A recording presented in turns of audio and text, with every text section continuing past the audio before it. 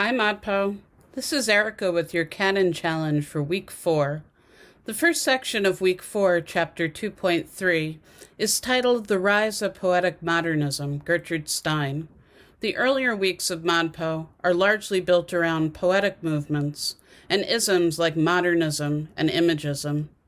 This week we turn our attention specifically to Gertrude Stein, the second individual writer we encounter as the focus of a week, with the first being Williams.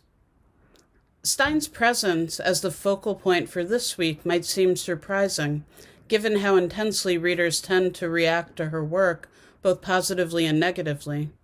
This is a week where we often spend time discussing the difficulties of Gertrude Stein as we work through a selection of prose poems from Tender Buttons, Stein's essay Composition as Explanation, and several other prose works and word portraits.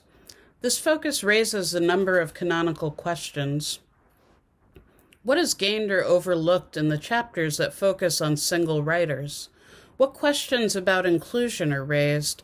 Stein was certainly not embraced as part of the canon during her lifetime, and her own desire to be read, she actually wanted her writing to reach a broad audience, seems to be at odds with the way she proposes that a work of art is killed once it becomes a classic.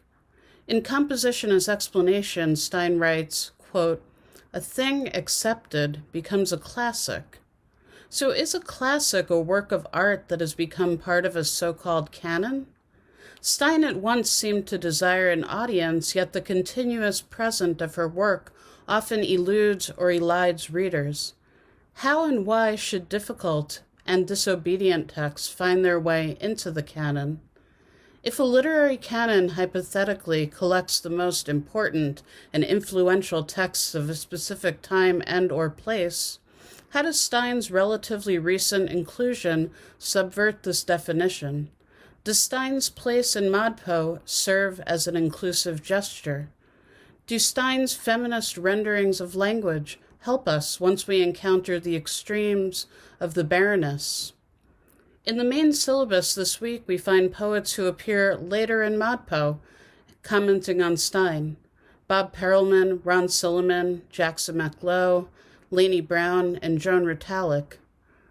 What does this suggest about lineage and influence, a queering of form that might happen from generation to generation? Similarly, in Modpo Plus, we encounter several contemporary responses to Stein by Rosemary Waldrop, B.P. Nicol, and Tracy Morris. Perhaps, to quote Stein herself, the difference is spreading.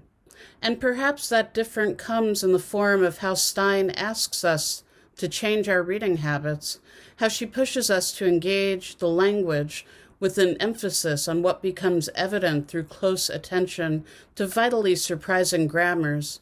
I suppose what I want to question as part of this week's Canon Challenge is how Stein's work might shift the landscape of our thinking.